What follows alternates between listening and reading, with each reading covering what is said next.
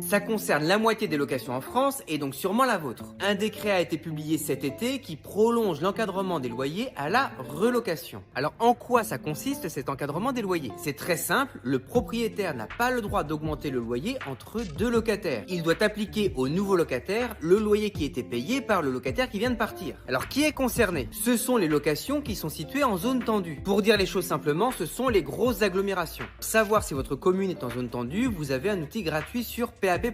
Moi je suis en zone tendue, mais comment savoir si le propriétaire n'a pas augmenté le loyer depuis la précédente location? Eh bien dans le contrat de location, le propriétaire doit indiquer le loyer du précédent locataire et il doit justifier s'il a augmenté le loyer. Ok, alors dans quel cas le propriétaire peut-il augmenter le loyer malgré l'encadrement? Eh bien la loi prévoit 3 exceptions. Premier cas, le propriétaire a réalisé de gros travaux de décence ou d'amélioration qui représentent au moins 6 mois de loyer. Deuxième cas, le propriétaire peut justifier que le loyer est manifestement sous-évalué. Il est très en dessous du loyer de marché. Mais attention, il suffit pas de le dire, il faut le prouver avec des références de loyer. Troisième cas, le logement a été vacant au moins 18 mois. Dans ces 3 cas, le propriétaire a le droit d'augmenter le loyer pour le nouveau locataire. Alors il y a une exception à l'exception, si le logement est classé F ou G, le propriétaire n'a pas le droit d'augmenter même s'il est dans l'un des 3 cas. Si vous avez des questions sur votre loyer, posez-les dans les commentaires, j'y répondrai.